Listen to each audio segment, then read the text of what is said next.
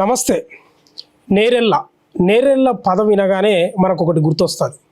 మామూలు ఇష్యూ కాదు, తెలంగాణ వ్యాప్తంగా చాలా సంచలనమైన విషయం. కొన్ని కుటుంబాలు సంసారానికి పనికి రాకుండా పోయినాయి. నేను అదే గ్రామంలో ఉన్నా, వాళ్ళ ఇంటి దగ్గరనే ఉన్నా. 2017లో జరిగినటువంటి ఆ సంఘటన ఇప్పటికీ మాయని మచ్చగానే నిలిచింది. ఇసుక లారీలు ఇదే రోడ్డుపై పోతుంటే అక్రమంగా తరలిస్తున్నారు. అక్రమ ఇసుక లారీలకు చాలామంది బలవుతున్నారు. అవి అని ఆపిన వ్యక్తులను థర్డ్ డిగ్రీ కొట్టినరు పోలీసులు. అప్పుడున్న ఎస్పీ విశ్వజిత్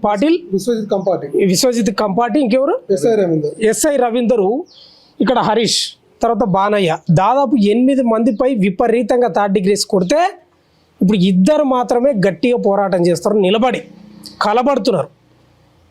ఇక బండి సంజయ్ అయితే మాటలు మామూలుగా నరకలేదు. ఎలక్షన్ టైంలో మున్సిపల్ ఎన్నికల్లో కూడా వీళ్ళ పేరు ఉపయోగించుకున్నాడు. నేరెళ్ళ బాధితుల సంఘటన గురించి ఉపయోగించుకుంటాడు. ఏడంటే ఆడ. ఇప్పుడు ఆయన కేంద్ర సహాయ మంత్రిగా ఉన్నాడు. వీళ్లకు సస్పెండ్ గురి కావాలి వాస్తవంగా. ఆయన తలుచుకుంటే కానీ అది అసలు పట్టించుకునే పరిస్థితే లేదు. ముఖ్యమంత్రి రేవంత్ రెడ్డి అయితే ప్రతిపక్షంలో ఉన్నప్పుడు వీళ్ళ గురించి ఇక మేనిఫెస్టోలో పెట్టడం ఒకటే తక్కువ ఉంది, అంత స్థాయిలో మాట్లాడాడు. కాంగ్రెస్ ప్రభుత్వం వచ్చిన తర్వాత వీళ్ళకి న్యాయం చేస్తాం, వాళ్ళను సస్పెండ్ చేసి వీళ్ళకు కుటుంబాలకు అర్హత కలిగిన వాళ్ళకు ఉద్యోగం, ఇల్లు కట్టిస్తామన్నారు. ఇల్లు లేదు, కనీసం ఒక 4 గుంజలు కూడా వేయలేదు గుడి చేసుకోనికి. అంత దారుణమైన స్థితిలో ఉన్నారు. బాణాయని చూస్తే ఈయన మాజీ సర్పంచ్ నేరేళ్ల గ్రామంలో ఈ కట్టె పట్టుకొని నడుస్తూ ఉన్నాడు. 2017కు ముందు అంటే సిరిసిల్ల ఈ నేరెళ్ళ ఘటన జరగక ముందుకు అద్భుతంగా నడిచేటోడు, పరిగెత్తేటోడు. కానీ ఇలా పాదాలు కూడా భూమి మీద సరిగ్గా నిలబట్టని పరిస్థితి. ఇలా ఒక 3వ కర్ర పట్టుకొని ఇలా నడుస్తున్నట్టే ఈ పాపం అంతా బీఆర్ఎస్ ప్రభుత్వంది. ఆ బీఆర్ఎస్ చేసిన ప్రభుత్వం ఆ పాపాన్ని కాంగ్రెస్ వాళ్ళు పంచుకుంటున్నారు తప్ప న్యాయం చేస్తున్నట్లు ఏమీ లేదు. ఇదే హరీష్, ఉప ముఖ్యమంత్రి బట్టి విక్రమార్కను, తర్వాత పొన్నం ప్రభాకర్ను, ఆది శ్రీనివాసును, వీళ్ళందరినీ కలిసినా కూడా మిథ్యమైపోయింది, శూన్యమైపోయింది. ఎన్నేళ్ళు చేస్తారని నాకు అర్థం కాదు. కేవలం నేరెళ్ళ సంఘటన రాజకీయంగా ఉపయోగించుకుంటున్నారు తప్ప వీళ్ళకు మాత్రం న్యాయం చేసే పరిస్థితి లేదు. దాదాపు 8 మంది మీద దాడి చేశారు. అదిరిచ్చో బెదిరిచ్చో కొందరు డ్రాప్ చేసిండ్రు. కానీ వీళ్ళు నిలబడ్డారు, కలబడుతున్నారు. ఎందుకంటే ఈరోజు మేము డ్రాప్ అయితే తెలంగాణ సమాజానికి ఒక తప్పుడు సంకేతం పోతుంది. ఇది మాకు అదిరిచ్చో బెదిరిచ్చో నయాననో భయాననో ఇచ్చి మమ్మల్ని లొంగ తీసుకొనికే ప్రయత్నం చేస్తే చరిత్ర మమ్మల్ని క్షమించదని ఈరోజు నిలబడ్డారు. బానయ్య కానీ హరీష్ కానీ ఇలా బ్యానర్ పెట్టుకొని నిలబడ్డారు. నేరెళ్ళ దళితుల్లాగా ఉసురు పోసుకున్న నేరగాళ్ళు వీళ్ళిద్దరు, విశ్వజిత్ కంపాటి, ఈయన రవీందర్. వీళ్ళు మంచి పొజిషన్లో ఉన్నారు, కోట్ల ఆస్తులు సంపాదించుకుంటారు. వీళ్ళు మాత్రం అవే బతుకులు ఉన్నాయి. ఇక తెలంగాణ ముఖ్యమంత్రి రేవంత్ రెడ్డి అయితే గప్పాలను అరుకుతా ఉన్నారు. మొదటి అసెంబ్లీలో మాట్లాడిండు, మళ్ళీ ఇంతవరకు లేదు. అయితే వీళ్ళు చెప్తా ఉన్నారు ఇక లాభం లేదు, ఇప్పటి వరకు చేసిన ఒక ఉద్యమం ఒకటైతే ఇప్పుడు 2.0 అంటే 2.0 ఉద్యమం స్టార్ట్ కాబోతుంది. ఇదే నేరెళ్ళ గ్రామంలో అంబేద్కర్ సాక్షిగా రీలే నిరాహార దీక్షలు చేస్తారంట. మరి ఇక ప్రభుత్వం దిగిరాకపోతే చేస్తారు. వాళ్ళు హైదరాబాద్కి రానికే కూడా వాళ్ళ పరిస్థితులు బాగాలేవు. బానయ్య ఆరోగ్యం అయితే అసలే సహకరించదు. ఆయన పాదాలే నిలబడతలే భూమి మీద సరిగా. ఎక్కడ దిక్కులేక ఇక్కడనే చేయాల్సిన పరిస్థితి వస్తుంది. ఇంకా పూర్తిగా వాళ్ళ మాటల్లోనే కనుక్కుందాం వాళ్ళకి జరిగిన అన్యాయం ఏంది, ప్రతిపక్షంలో ఉన్నప్పుడు కాంగ్రెస్ ఏమి హామీ ఇచ్చిందో వాళ్ళ మాటల్లో కనుక్కునే ప్రయత్నం చేద్దాం. మనం ఏందన్నా తీరని గాయంగా నేరెళ్ళ ఘటన మిగిలిపోతుంది, ఏం చెప్తారు అన్న? ఇప్పుడు 2017లో జరిగిందన్న ఈ సంఘటన, నేరెళ్ళ సంఘటన అనేది రాష్ట్ర వ్యాప్తంగా దేశవ్యాప్తంగా అప్పుడు మాజీ లోక్సభ స్పీకర్ మీరా కుమార్ మేడం వచ్చింది. ఇప్పుడు అధికారంలో ఉన్న కాంగ్రెస్ పార్టీ నాయకులు అప్పుడు ప్రతిపక్షంలో ఉండే. ఇప్పుడున్న ముఖ్యమంత్రి రేవంత్ రెడ్డి గారు అప్పుడు టీడీపీలో ఉండే. ఇప్పుడు ఆయన ముఖ్యమంత్రి. కాంగ్రెస్ పార్టీలో ఉన్న జాతీయ స్థాయి నాయకులు, రాష్ట్ర స్థాయి నాయకులు, బీజేపీలో ఉన్న బండి సంజయ్, వీళ్ళందరూ కలిసి చాలామంది రాష్ట్ర వ్యాప్తంగా దేశవ్యాప్తంగా ఉన్న నాయకులందరూ మా తరపున వచ్చారు. అప్పుడు కొట్లాడారు, బయటకు వచ్చినాము, అంతవరకు ఓకే అన్న. కానీ ఇప్పుడు ఎవరైతే మమ్మల్ని దాడి చేశారో, ఎవరైతే మాపై థర్డ్ డిగ్రీ ప్రయోగించారో, విశ్వజిత్ కంపాటి ఐపీఎస్, ఎస్ఐ రవీందర్, వాళ్ళు అప్పుడు గత టీఆర్ఎస్ ప్రభుత్వంలో మా పైన దాడి జరిగింది. ఇప్పుడు ఆ ప్రభుత్వం పోయింది, వాళ్ళు చేయలేదు అనుకుందాం. అప్పుడు ఎలక్షన్లో కాంగ్రెస్ ప్రభుత్వం కానీ బీజేపీ వాళ్ళు కానీ అందరు కానీ నేరెళ్ళ ఇష్యూని అడ్డం పెట్టుకొని బండి సంజయ్ అప్పుడు కార్పొరేటర్, ఇలా కేంద్ర మంత్రి అయ్యిండు. అప్పుడు కాంగ్రెస్ అధికారం లేదు, ఇలా రేవంత్ రెడ్డి గారు ముఖ్యమంత్రి అయ్యారు. ఇక్కడికి వచ్చిన వాళ్ళు ఎంపీలు, ఎమ్మెల్యేలు అయ్యారు, మినిస్టర్లు అయినా అందరూ అయ్యారు. కానీ మా నేరేళ్ల సంఘటన ఎక్కడ ఉన్నానో అక్కడనే ఉంది. 10 సంవత్సరాలు గడుస్తుందన్న 10 సంవత్సరాల నుంచి నిర్విరామంగా మేము పోరాటం చేస్తూనే ఉన్నాం. కానీ ఇంతవరకు మాత్రము ఎట్లాంటి చర్యలు తీసుకోలేదు. కాంగ్రెస్ ప్రభుత్వం అధికారంలోకి వచ్చిన వెంటనే ఫస్ట్ మాకు ఎలక్షన్ ప్రచారంలో ఇక్కడికి రేవంత్ రెడ్డి గారు వచ్చినప్పుడు కూడా క్లియర్గానే చెప్పిండు. ఏమని చెప్పిండంటే, ఎవరైతే మీపై దాడి చేసారో కాంగ్రెస్ ప్రభుత్వం వచ్చిన వెంటనే మీకు కంపల్సరీ న్యాయం చేస్తాము. మా మొదటి ఎజెండా కూడా నేరేళ్ల బాధితులకు న్యాయం చేయడం అని చెప్పేసి క్లియర్గా చెప్పడం జరిగింది. అసెంబ్లీ కాంగ్రెస్ ప్రభుత్వం అధికారంలోకి వచ్చిన తర్వాత రేవంత్ రెడ్డి గారు మొట్టమొదటిసారి అసెంబ్లీలో కూడా నేరేళ్ల సంఘటనను తీసుకుంటూ కేటీఆర్ పైన విమర్శలు చేయడం చాలా రకాలుగా చేసారు. మరి అట్లా చేసిన వాళ్ళు ఇలా న్యాయం ఎందుకు చేయలేకపోతారు? 10 సంవత్సరాలు అప్పుడు మాకు దాడి జరిగినప్పుడు మీరా కుమార్ మేడను తోలుకొచ్చిర్రు. రాష్ట్ర వ్యాప్తంగా దేశవ్యాప్తంగా అసెంబ్లీని బైకాట్ చేసిర్రు. బట్టి విక్రమార్క గారు, ఉత్తమ్ కుమార్ రెడ్డి గారు, పొన్న ప్రభాకర్ గారు, రాజసీని గారు, వీళ్ళందరూ వచ్చి అప్పుడు కొట్లాడారు. ఇలా అధికారంలోకి వచ్చారు. అప్పుడు అధికారంలో లేరు, కొట్లాడారు. ఇలా అధికారంలో ఉన్నారు. 2.5 సంవత్సరాలు గడుస్తుంది. మరి మాకు ఎందుకు న్యాయం జరగదు? మేము రెగ్యులర్గా కేకే మహేందర్ అన్నను, ఆదిసీన్ అన్నను, పొన్న ప్రభాకర్ అని కలిసినప్పుడు అన్న మా పరిస్థితి ఏంది అన్న, మాకు ఎప్పుడు న్యాయం జరుగుతుంది అన్న, మా పరిస్థితి ఎట్లా అంటే కంపల్సరీ చేస్తామంటారు అన్న. ఇప్పటి వరకు ఎట్లాంటి న్యాయం జరగలేదు అన్న. మాపై ఎవడైతే దాడి చేసిన విశ్వజిత్ కంపాటి ఐపీఎస్ ఎస్ఐ రవీందర్, వాళ్ళపైన అట్రాసిటీ కేసులు కావాలి. చట్టాన్ని ఉల్లంఘించి మమ్మల్ని అక్రమంగా కిడ్నాప్ చేసి పట్టుకుపోయి మాపై థర్డ్ డిగ్రీ ప్రయోగించి మా అంగళ కరెంట్ షాక్ పెట్టి మా సంసారాలకు పనికి రాకుండా కొట్టించినందుకు వాళ్ళు కంపల్సరీ జైలుకు పోవాలి. వాళ్ళ ఉద్యోగం నుంచి వాళ్ళని రిమూవ్ చేసి మేము అన్ని రకాలుగా మానసికంగా, శారీరకంగా అన్ని రకాలుగా నష్టపోయినాం. కాబట్టి బాధితులందరికీ చదువుకున్న వాళ్ళకి ఉద్యోగాలు కల్పించాలి. ఆర్థిక పరమైన కానీ, ఇల్లు పరమైన కానీ ప్రతి ఒక్కటి ప్రభుత్వ స్కీమ్స్ ఏవైతే ఉంటాయో కంపల్సరీ ప్రభుత్వం మాకు అండగా ఉండి మాకు అన్ని చేయాల్సిన బాధ్యత ప్రభుత్వంది. ఎందుకంటే వీళ్ళే అప్పుడు మాతో కొట్లాడే మాకు అండగా లేబడి ధర్నాలు, రాస్తారోకలు చేసి వీళ్ళు అధికారంలో కూర్చున్నారు. ఇలా చేయాల్సిన బాధ్యత వాళ్ళు అనుకుంటే 5 నిమిషాల పని అన్న. మా కేసు హైకోర్టులో మేము ఎస్పీ విశ్వజిత్ కంపాటి పైన, ఎస్ఐ రవీందర్ పైన పిటిషన్ వేసినాము. అది ఫైనల్ హియరింగ్లో ఉంది. మాకు అపోజిట్ ఎవరు రావాలి? అది అడ్వకేట్ జనరల్ వస్తారు ప్రభుత్వం తరఫు నుంచి. అడ్వకేట్ జనరలే కదా. మరి ఒక్కసారి రేవంత్ రెడ్డి గారికి ఇట్లా మాట్లాడి చేస్తే సమస్య పరిష్కారం అయింది కదా. ఈ కేసులో ప్రభుత్వం సుమోటోగా తీసుకోలేదు. గత ప్రభుత్వం తీసుకోలేదు, వాళ్ళు చేయించిన రోజు తీసుకోలేదు. ఈ కాంగ్రెస్ ప్రభుత్వం అధికారంలోకి వచ్చింది కానీ వాళ్ళు మాకు అడ్వకేట్లు ప్రొవైడ్ చేసి మా తరఫున ప్రభుత్వం నిలబడాలన్నా నిలబడొద్దా? ప్రభుత్వం నిలబడాల్సింది ఇలా మేమే కొట్లాడుకుంటున్నామన్నా. మాకు చేతగా డబ్బులు పెట్టే స్తోమత లేక పౌర సంఘంలో ఉన్న అడ్వకేట్లను బట్టి మాకు ఎంత వీలైతే అంతగానం కొట్లాడగలుగుతున్నాం. ప్రభుత్వం సుమోటోగా తీసుకొని ప్రభుత్వం ఎందుకు కొట్లాడదన్న కాంగ్రెస్ ప్రభుత్వం? బీజేపీ కూడా హామీ ఇచ్చినదా మరి? అప్పుడు బీజేపీ మెయిన్ లీడర్ అన్న బండి సంజయ్ నమ్మి మేము సర్వనాశనం అయిపోయినాం. ఇలా అప్పుడు బండి సంజయ్ కార్పొరేటరు, నేను న్యాయం చేస్తా అంటే ఆయన మాట నమ్మి నిలబడ్డాము. ఆయన ఎన్నికల ప్రచారంలో మమ్మల్ని వాడుకున్నాడు, అసెంబ్లీ ప్రచారానికి వాడుకున్నాడు, ఆయన టికెట్ విషయంలో వాడుకున్నాడు, జిహెచ్ఎంసీ ఎన్నికలలో వాడుకున్నాడు. ఆయన కేంద్ర మంత్రి అయ్యాడు. మరి కేంద్ర మంత్రి అయినప్పుడు మరి ఎందుకు న్యాయం చేయవు? నువ్వు ఎందుకు మాట్లాడవు నేరాల ఇష్యూ గురించి? నువ్వు పార్లమెంటు సభ్యునిగా ఇక్కడ ఈ పార్లమెంటు సభ్యుడు ఆయన, నువ్వు పార్లమెంట్లో గెలవక ముందేమో మా ఇష్యూని ఎంబడేసుకొని తిరుగుతావు, రాస్తారోకలు చేస్తావు, ధర్నాలు చేస్తావు, అన్నీ చేస్తావు. ఇలా నువ్వు అధికారంలోకి వచ్చింది, నువ్వు ఎందుకు మాట్లాడవు? పార్లమెంట్లో ఎందుకు మాట్లాడవు నేరాల ఇష్యూ గురించి? అసెంబ్లీలో ఎందుకు మాట్లాడవు? ఇదే ముఖ్యమంత్రి రేవంత్ రెడ్డి గారికి నువ్వు ఒక బహిరంగ లేఖ రాయి. నేరాల సంఘటనలో మీరు కొట్లాడారు, నేను కొట్లాడినా, మరి మనం కలిసి కంపల్సరీ వాళ్ళకి న్యాయం చేయాలని నువ్వు ఎందుకు బహిరంగ లేఖ రాస్తలేవు? నువ్వే మళ్ళీ అయిన బండి సంజయ్ కేంద్ర హోంశాఖ సహాయ మంత్రి అంటే ఐపీఎస్లో ఈయననే బాస్. మరి అప్పుడు ఈయన కొట్లాడినైనా ఇలా నీ చేతిలో పవర్ ఉంది, ఎందుకు నువ్వు విశ్వజిత్ కంపాటి పైన యాక్షన్ తీసుకుంటలేవు? అది తెలంగాణ ప్రజలకు చెప్పాల్సిన బాధ్యత నీకు ఉంది కదా. అంటే ఇప్పుడు ప్రభుత్వాలు ఎందుకు తాత్సర్యం చేస్తున్నాయి అంటే, ఇప్పుడు కాంగ్రెస్ ప్రభుత్వం కూడా మీకు న్యాయం చేస్తామని చెప్తుంది కదా అన్న, ఎందుకు దాట వేసింది? ఎందుకంటే మీరు చేసే పోరాటంలో న్యాయం లేదా? ఏమో అన్న, వాళ్ళకి తెలియాలి. మరి వాళ్ళ పోరాటంలో మేము చేసే పోరాటంలో న్యాయం లేదా, లేకపోతే వాళ్ళని కాపాడే ప్రయత్నం చేస్తారో తెలియదు. విశ్వజిత్ కంపాటి అనేటువంటి 1000 కోట్లు ఉన్నాయని తెలుసు. వాడు పెద్ద వాని పేరు మీద హైదరాబాద్లో ఇండస్ట్రీస్ ఉన్నాయట. మరి వాని స్థాయిలో వాడెవరైనా మేనేజ్ చేస్తుండో తెలియదు. అంతే కదా అన్న. ఇప్పుడు మా స్థాయికి మేము కొట్లాడగలుగుతామన్నా, వాడు ఐపీఎస్, వాడు ఎవరినైనా మ్యాచ్ చేయగలుగుతాడు. నా బాధ ఏంటంటే ఒక ఐపీఎస్కే ప్రభుత్వాలు ఎందుకు భయపడుతున్నాయని నాకు వాదన. బండి సంజయ్ కేంద్ర హోంమంత్రి అయ్యాడు, నువ్వు విశ్వజిత్ కంపాటికే భయపడుతున్నావు. మరి నిన్ను ప్రజలు నెత్తిన పెట్టుకొని నేరల్ ఇష్యూలా నువ్వు ఉన్నావని చెప్పేసి ఈ కరీంనగర్ ప్రాంత ప్రజలు నువ్వు ఎవరో తెలియదు. నువ్వు కరీంనగర్లో మాత్రమే నువ్వు తెలుసు. కరీంనగర్లో నీ ఏరియాకి మాత్రం నువ్వు కార్పొరేటరు, నువ్వు బాహ్య ప్రపంచానికి ఎవరికి తెలియదు. నేరల్ ఇష్యూ అడ్డం పెట్టుకున్నావు, ఎంపీగా గెలిచినావు. మరి నువ్వు గెలిచినా నువ్వు ఎందుకు విశ్వజిత్ కంపాటికి భయపడుతున్నావు? నువ్వు అసెంబ్లీలో పార్లమెంట్లో మాట్లాడొచ్చు కదా. బీజేపీ నేరల కేసును టేకప్ చేసినా మన ఆ రోజేమో బహిరంగ సభలల్లో మీడియాలల్లో కుండ బద్దలు కొట్టినట్టు మాట్లాడిన బండి సంజయ్ ఇలా మమ్మల్ని తీసుకుపోయి పార్లమెంట్లో మాట్లాడి నరేంద్ర మోడీని కలిపి, అమిత్ షాని కలిపి అప్పుడు మనమే కొట్లాడినా, బాధితులకు మనమే న్యాయం చేయలేదు. ఇక్కడ కాంగ్రెస్ ప్రభుత్వం న్యాయం చేస్తలేదని నువ్వు చెప్పు మరి ఆ మాటనన్నా.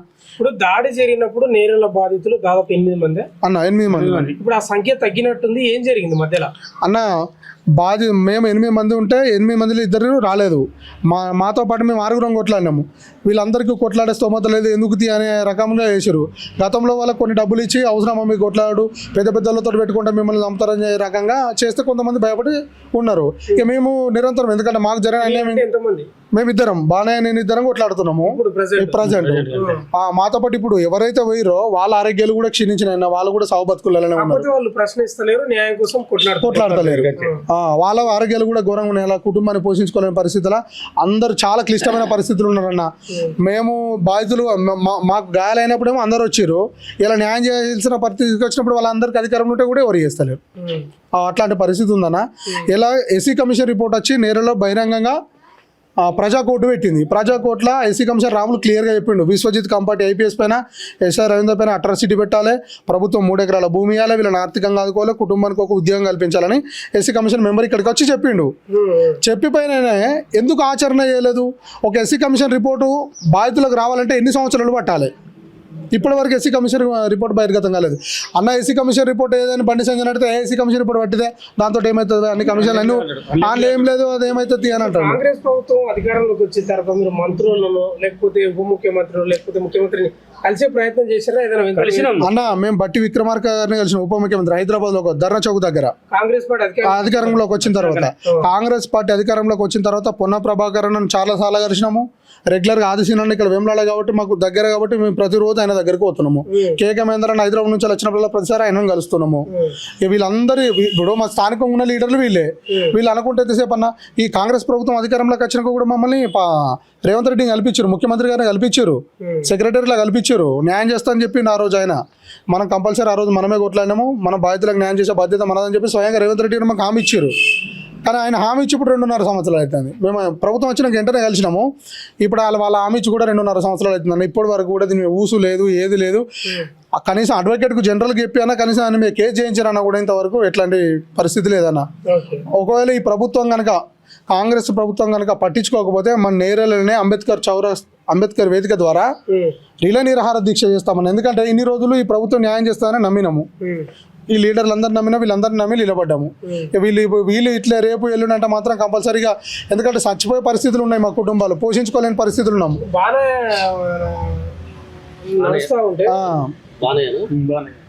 ఇప్పుడు చచ్చిపోయే పరిస్థితులు ఉన్నాం, మమ్మల్ని ఎవరు చదవాలి? ఈ ఇసుక ఏమన్నా మా ఇంట్లోకి వచ్చేదన్నా? ఇసుక మా ఇంట్లోకి వచ్చేదా? ప్రభుత్వంకు జరుగుతున్న అన్యాయాన్ని మేము అడిగినాం కదా, మా ఇంట్లోకి అయితే అడగలేదు కదా. ఇప్పుడు ఇసుక దందా బంద్ అయింది, యథేచ్ఛగా ఇప్పుడు అందరూ తిరుగుతున్నారు. అదే ఇసుక లారీలు పోతే ఎంతో మంది చనిపోయేటోళ్ళు కదా, అట్లా చాలా మంది చనిపోయారు. ఇక్కడ మా కార్యాచరణ ఒకటే, నా కాంగ్రెస్ ప్రభుత్వము దయచేసి మళ్ళీ రిక్వెస్ట్ చేస్తున్నా, రేవంత్ అన్న మీరు వచ్చి మా కళ్ళ నిండా మా బాధలు చూసిరు, మా కన్నీళ్ళు చూసిరు, మాకు మీరు హామీ కూడా ఇచ్చిర్రు. మాకు ఇచ్చిన హామీ ప్రకారం, మాకు ఇచ్చిన మాట ప్రకారం మా బాధితులందరికీ మీరు న్యాయం చేయాలి. ఎవరైతే మాపై దాడి చేసిరో వాళ్ళని చట్టపరమైన చర్యలు తీసుకొని మమ్మల్ని ఆదుకోవాలని కోరుకుంటున్నాం. ఒకవేళ కాంగ్రెస్ ప్రభుత్వం కనుక మాకు న్యాయం చేయని పక్షంలో తప్పకుండా మేము మా నేరేళ్ల వేదికగానే గత ప్రభుత్వం ఎట్లయితే తిరుగుబాటు చేసినామో అట్లాంటి తిరుగుబాటు చేస్తాము. రాష్ట్ర వ్యాప్తంగా ఉన్న రాజకీయ పార్టీలను కానీ, కుల సంఘాలను కానీ, ప్రజా సంఘాల నాయకులు అందరూ కలుపుకొని ఒక ఐక్య వేదిక ఏర్పాటు చేసి నేరేళ్ల గ్రామం నుంచే మళ్ళీ ప్రభుత్వానికి కనిపించే విధంగా ఉద్యమం మొదలు పెడతాం. మన చేతులు ఏముందన్న, చేయాల్సిన బాధ్యత అలా, చేయకపోతే మేము తప్పనిసరిగా చేయాల్సిన బాధ్యత మాకు ఉంటుంది కదా. బాలయ్య గారు మీరు ఒక 2 నిమిషాలు మాట్లాడండి. మీరు కుంటుతూ నడుస్తున్నారు. అవును, దాడి జరగకంటే ముందు ఉన్నారా? ఇట్లే ఉన్నారా? అట్లా ఎందుకుంటా, అప్పుడు మంచిగా ఉన్నా. అప్పుడు నేను సర్పంచ్ చేసినా మంచిగా ఉన్నా, యాక్టివ్ ఉన్నా. కేటీఆర్ ముందు వచ్చినప్పుడు కూడా నేను సర్పంచే, స్టార్టింగ్ లో కూడా. కేటీఆర్ ఎమ్మెల్యే అయిన స్టార్టింగ్ ఇక్కడికి వచ్చినప్పుడు గ్రామ సర్పంచ్ కదా, మా దగ్గరికి వచ్చినప్పుడు కలిసిండు, మాతోనే తిరిగిండు ఆయన. అప్పుడు మంచిగా చూసుకున్నాడు. ఏమంటే ఆయనకు ఎమ్మెల్యే అయిన తర్వాత ఈ వాళ్ళకు గవర్నమెంట్ వచ్చేదాకా సపోర్ట్ చేయలేదు. గవర్నమెంట్ వచ్చినాక ఉష్కలాలు నడిచినాయి. ఉష్కలాల కింద మంది చనిపోతుండే అక్కడ కూడా ఎక్కడ ప్రశ్నించాను. నేను కూడా అప్పుడు అది ఈ కేటీఆర్ ప్రభుత్వంలో నాకు మెంబర్షిప్ ఉంది ఇప్పటికి అట్నే ఉంది. తీసుకోవాలి, ఇంకెక్కడ తీసుకోవాలి, మా దాడి జరిగింది. ఈ కేటీఆర్ నాకు నచ్చలేదో ఏమైందో, ఇక్కడ చిన్న చిన్న వాళ్ళు వీళ్ళు ఉంటారు కదా సిరిసిల్ల అక్కడ, ఆయన ఏదో పగ పెట్టుకొని నన్ను కూడా అలా ఇరికిచ్చి మొత్తం 3rd డిగ్రీ చేయించిండు. 3rd డిగ్రీ చేయించిండు మొత్తం.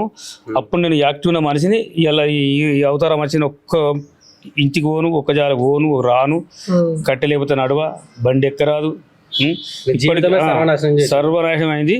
నేను ఎక్కడికి పోను, ఇంటికానే ఉంటా. ఎప్పుడు ఇదంతా సభను అంటుకుంటున్నామని కేసు పెడితే కేసుకు తిరుగుతున్నా 9 సంవత్సరాలు అయిపోయింది. కేసీఆర్ సభలకు ఈరోజు మోసుకున్నా అన్న. ఇప్పటికీ ఆ కేసుకు నిన్న పోయి వచ్చినాం. కేసులతోటి అది ఒకడత్తే కూడా వచ్చినట్టు చేసి ఉన్నాడు.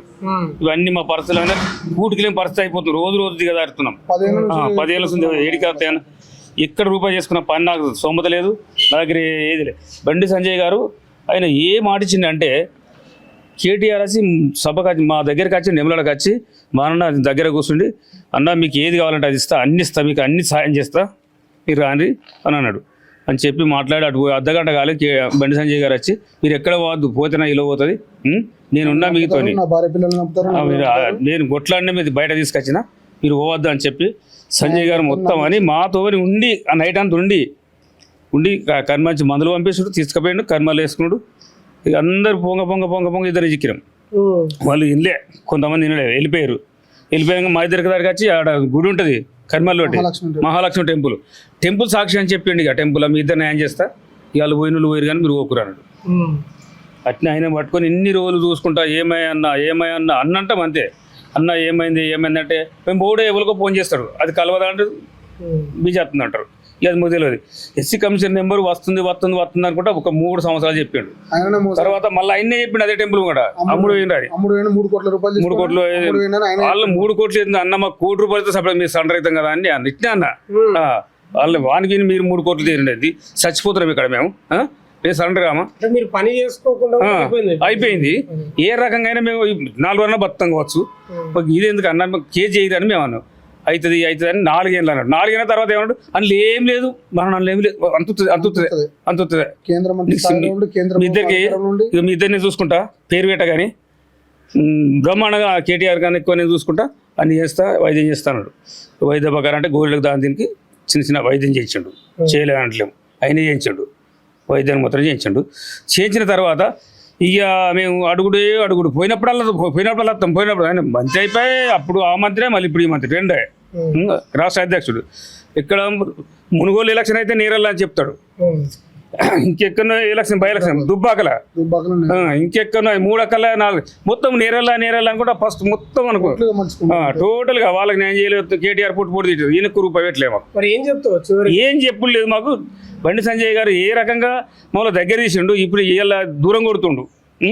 రేవంత్ రెడ్డి అయితే ఒక 10 సార్లు పోయినాం, కలిసినాం, ఆయన సీఎం కాకుందుకు, తర్వాత సీఎం అయినా కూడా కలిసినాం, న్యాయం చేస్తా అని చెప్పిండు. ఆయన గుర్తులేదు తెలియదు.